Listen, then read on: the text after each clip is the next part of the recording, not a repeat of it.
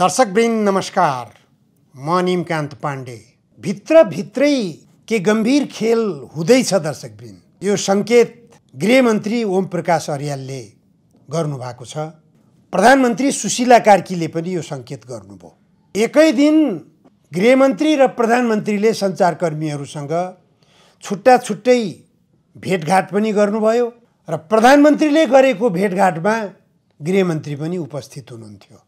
त दुवैजनासँग भेट गरेका सञ्चारकर्मीहरूले यी दुवैजनाबाट राजनीतिक स्थायित्वको आश्वासन पाएनन् र त्योभन्दा पनि अझ महत्त्वपूर्ण कुरा के हो भनेपछि देश शान्ति प्रक्रियामा गयो त अब ढुक्क छ, अब देश शान्त भयो, जनतामा व्याप्त अशान्ति अब समाप्त भयो।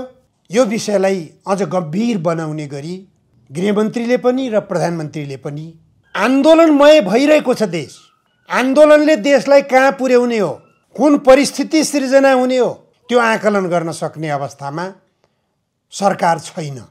प्रधानमन्त्री गृहमन्त्री दुवैजनाको अभिव्यक्ति यस्तो आयो। जसरी हुन्छ फागुन 21 चुनाव सम्पन्न गर्नै पर्ने दुवैजनाको प्रतिबद्धता, टार्गेट त्यही हो।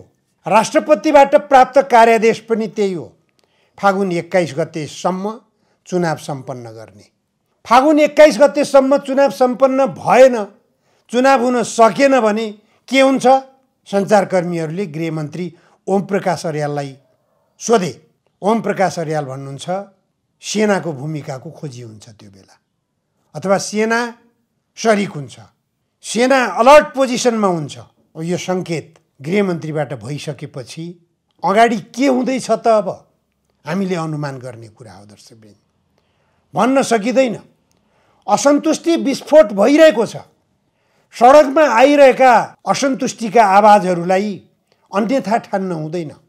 पूर्ववर्ती केपी ओली नेतृत्वको सरकार रहँदासम्म पनि सडकबाट, सामाजिक सञ्जालबाट, सञ्चार माध्यमहरूबाट असन्तुष्टिहरू आइरहेका थिए नि।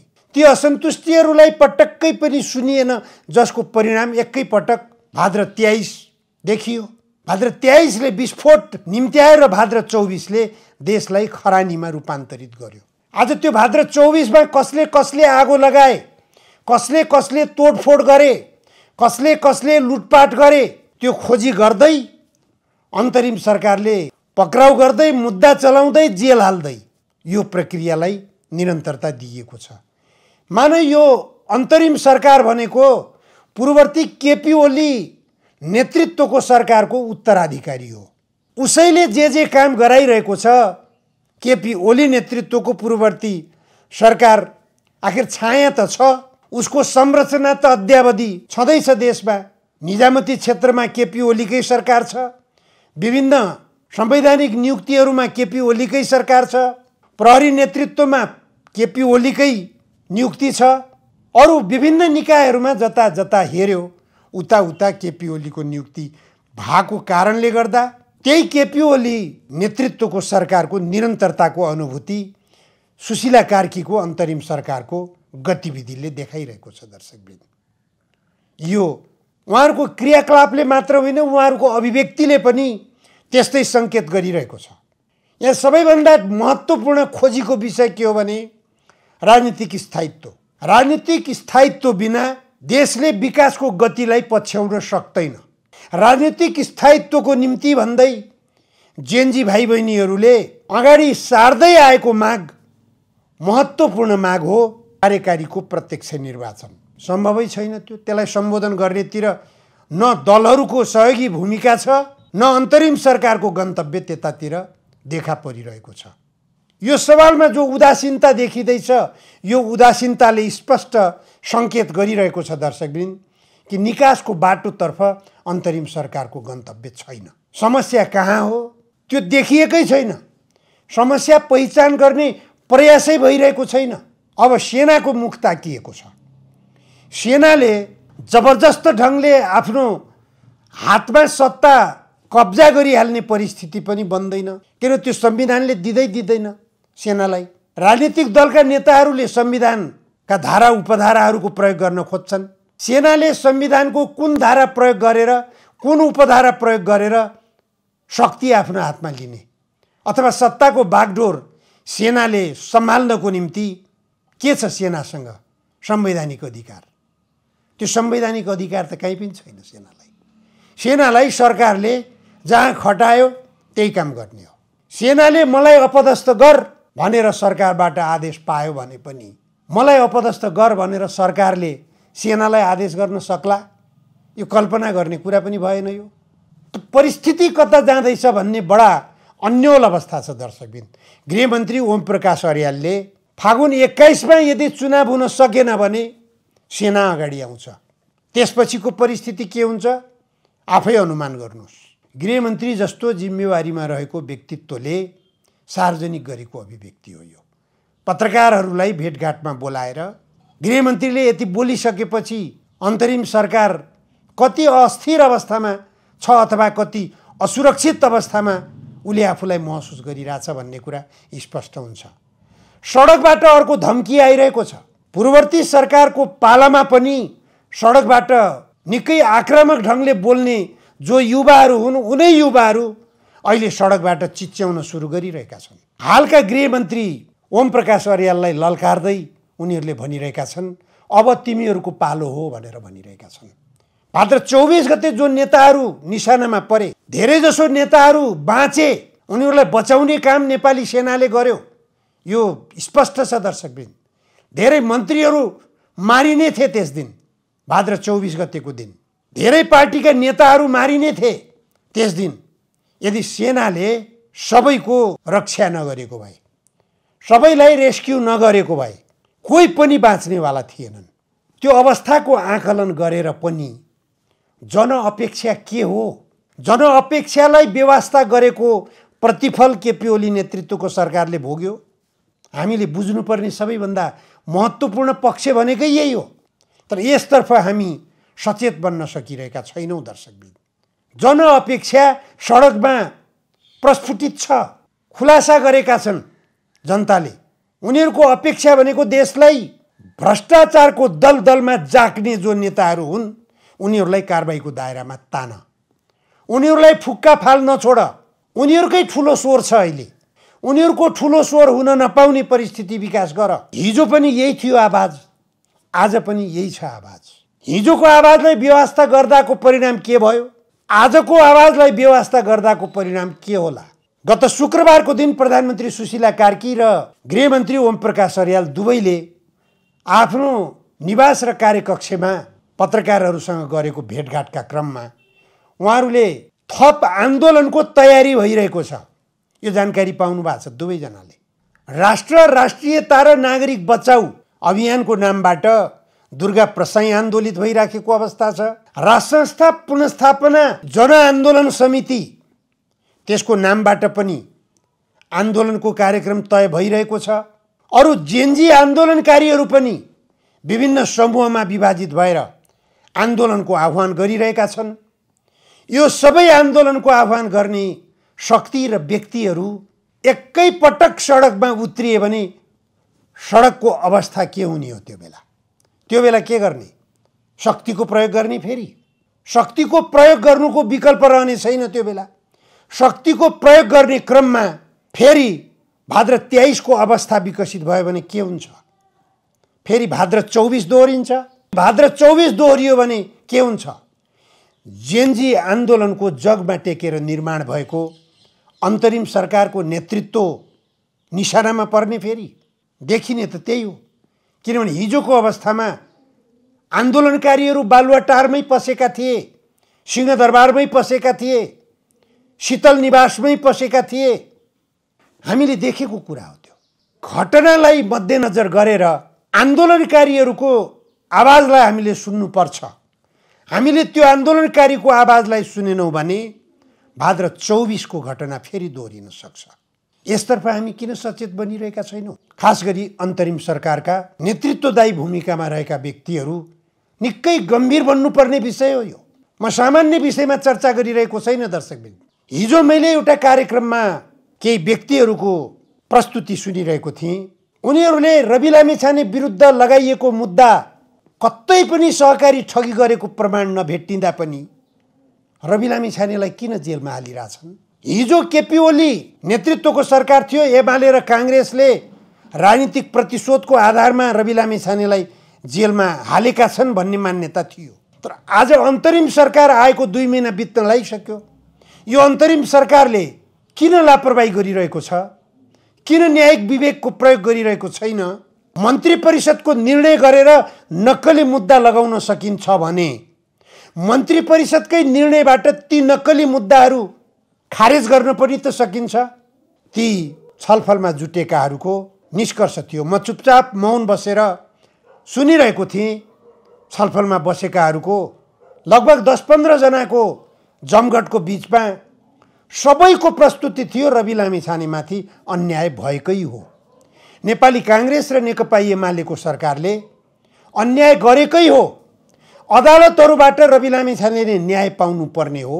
प्रमाणको जाँच अदालतहरूबाट हुनुपर्ने हो।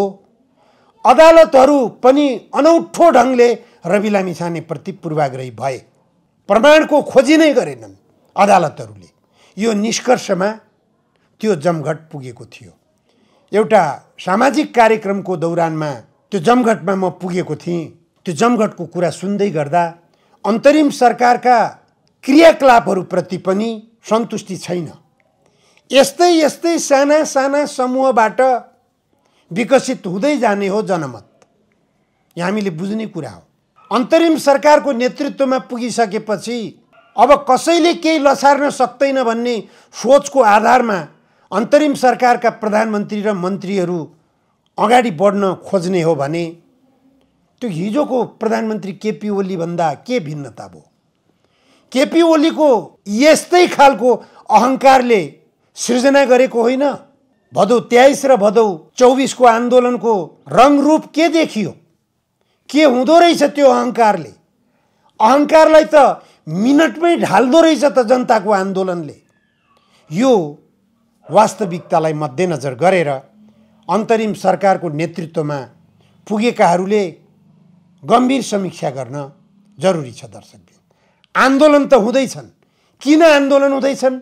दुर्गा प्रसाईले किन आन्दोलनको आह्वान गरेका छन्? जेएनजी समूहका तर्फबाट किन आन्दोलनको आह्वान गरिएको छ?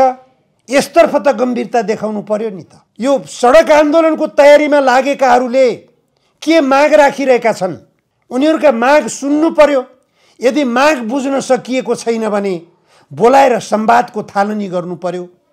दुर्गा प्रसाईको माग के हो? उनले त पटक पटक खुलासा गरेका छन् त माग पनि।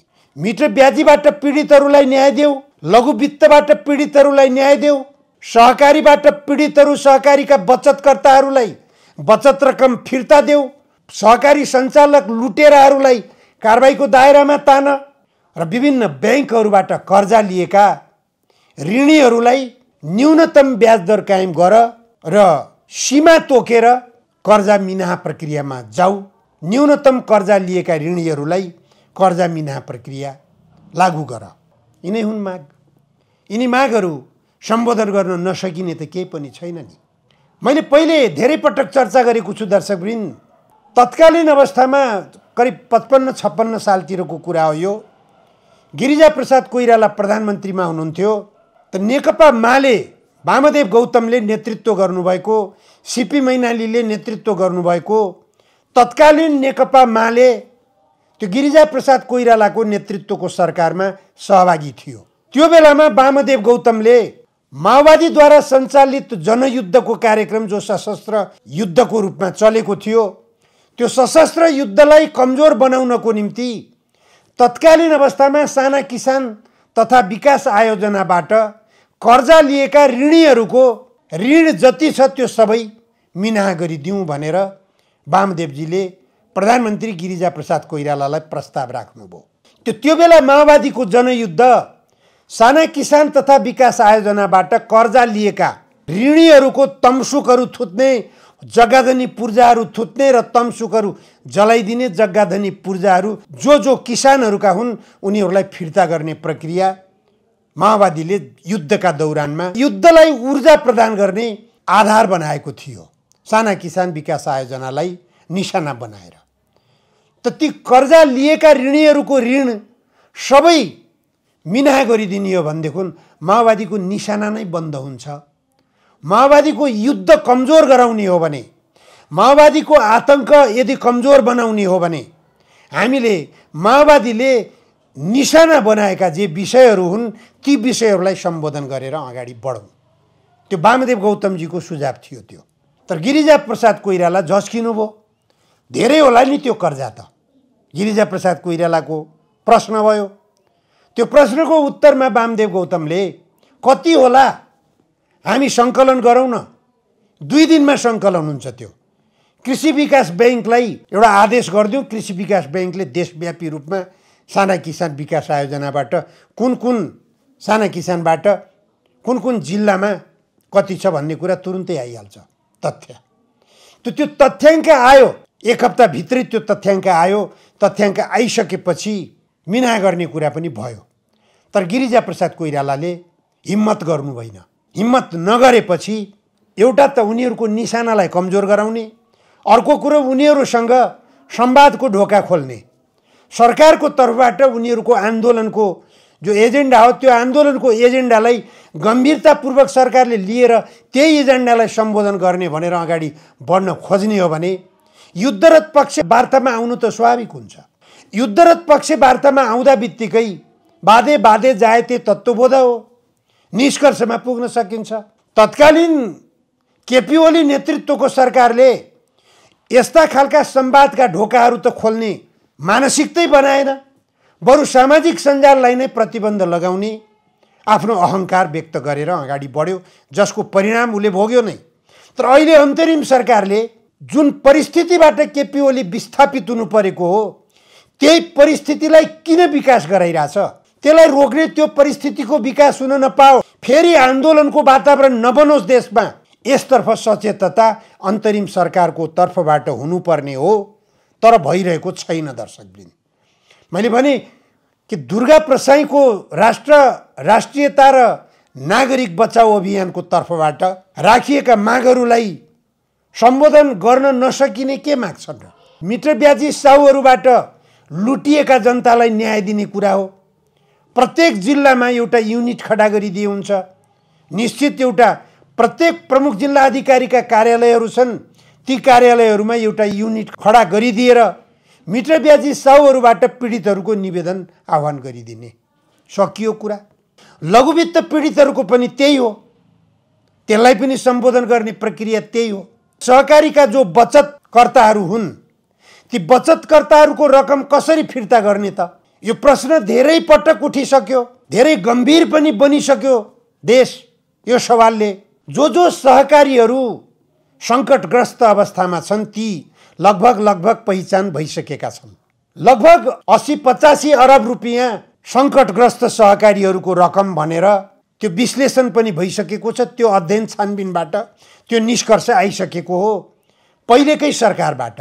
जुन बेला रवि लामिछाने गृहमन्त्रीको जिम्मेवारीमा थिए त्यही बेला आएको निष्कर्ष हो यो। त त्यसलाई सम्बोधन कसरी गर्ने त भने सङ्कटग्रस्त सहकारीहरू सञ्चालन कसले गरेका थिए, सञ्चालकहरूले ती बचत रकमहरू कसरी हिनामिना गरे त्यो खोजी गर्न सकिन्छ। निर्दोष रवि लामिछानेहरूलाई, छविलाल जोशीहरूलाई जेलमा लगेर थुन्नुभन्दा मैले प्रतिनिधि पात्रको रूपमा यो 2 जनाको मात्र नाम लिएको छु, तर धेरैजना छन् यसरी निर्दोष व्यक्तिहरू कारागारमा थुनिएका छन्, मुद्दा चलाइएका छन्, तर कतिपय दोषीहरूलाई उन्मुक्ति दिइएको छ। के कारणले उन्मुक्ति दिइएको छ? नेपाली काङ्ग्रेसको नेता भएको कारणले, नेकपा एमालेको नेता नेत्री भएको कारणले। अब यो मैले धेरै पटक चर्चा गरिसकेको छु। अहिले अन्तरिम सरकारले कमसे कम नेपाली काङ्ग्रेस र नेकपा एमालेका नेताहरू भएकै कारणले सहकारी सञ्चालक ठगहरूलाई उन्मुक्ति दिइरहनु पर्ने आवश्यकता किन हो? ती ठगहरूलाई कानुनी कारबाहीमा किन नतान्ने? रवि लामिछानेले 1 करोड रुपियाँ धरौटी राख्दा पनि उनका विरुद्धमा 2 करोडको माग दाबी गर्दा 1 करोड धरौटी माग गरिएको छ। त्यो धरौटी राख्दा पनि उनलाई थुनामा बसी मुद्दाको पूर्वपक्ष गर्नुपर्ने। एकजना एमालेकी नेत्री छिन्, उनको 6 करोडको बिगो दाबी छ, उनलाई 25 लाख रुपियाँ धरौटीमा तारिखमा छोडिएको छ। यो खालको विभेद किन?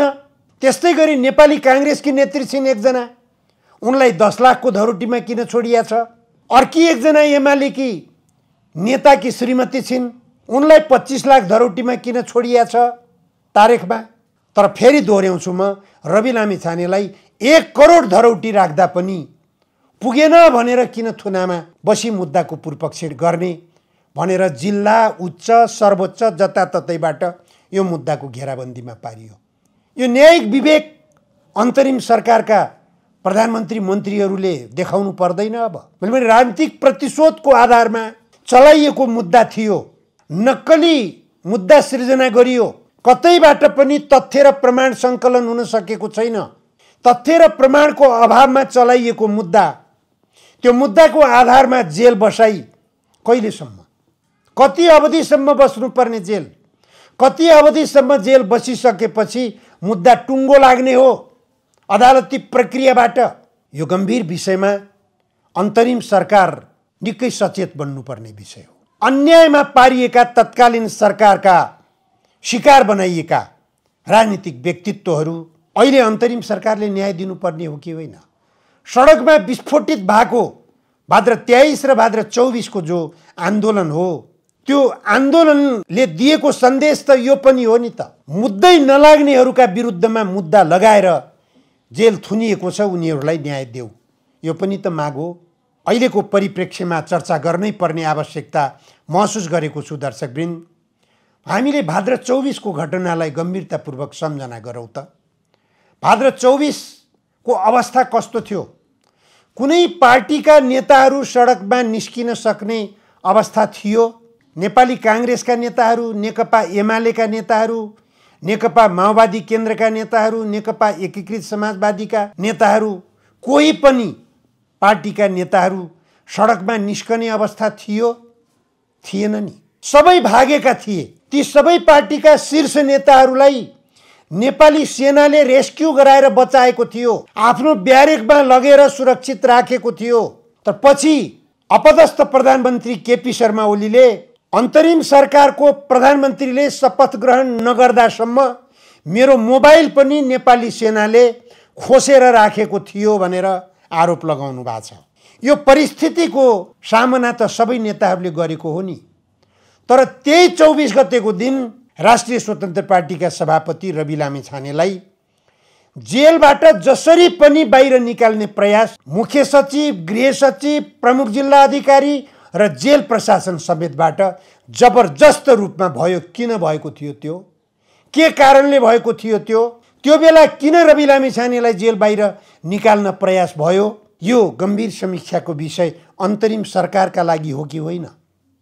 अन्तरिम सरकारले न्यायिक विवेक त यहाँ पनि प्रयोग गर्नु पर्यो नि त।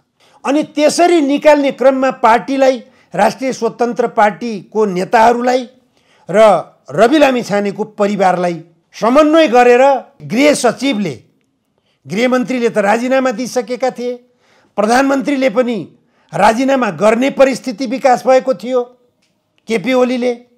त्यो अवस्थामा रवि लामिछानेलाई जेल बाहिर निकालेर प्रदर्शनको भिडमा पठाउनु भनेको त्यो रवि लामिछाने बाँचुन्, उनको दीर्घ जीवन होस् भन्ने चाहना हो जेल प्रशासनको, गृह प्रशासनको, कि के थियो होला त्यो बेला अनुमान? सबै नेताहरूलाई नेपाली सेनाले आफ्नो ब्यारेकमा लगेर सुरक्षित राख्नुपर्ने अवस्थामा राष्ट्रिय स्वतन्त्र पार्टीको सभापति रवि लामिछानेलाई भिडमा किन पठाइयो? मार्नको लागि हो कि होइन? रवि लामिछाने मरोस् भन्ने दुराशयका साथ त्यो भिडमा पठाइएको होइन भनेर कसरी भन्ने?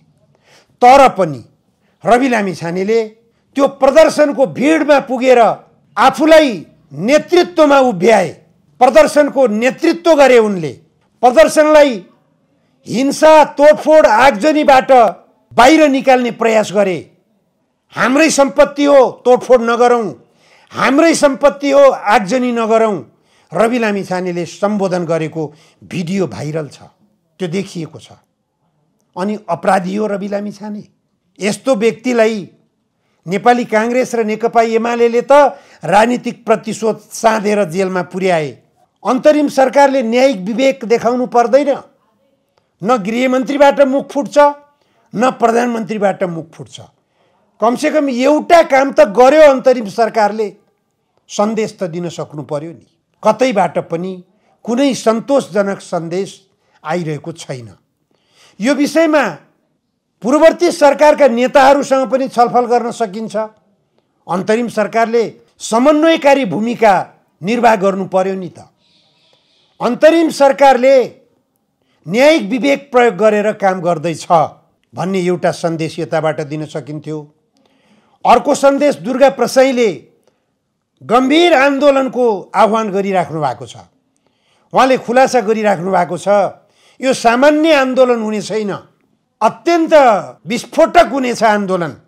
त्यसकारण यो आन्दोलनलाई मध्यनजर गरेर सबै जनता जनार्दनहरूले आफ्नो घरमा नुन चामल तेल दाल पिठो सबै बन्दोबस्त गरेर बस्नुस् भनेर आह्वान सार्वजनिक गर्नुभएको छ।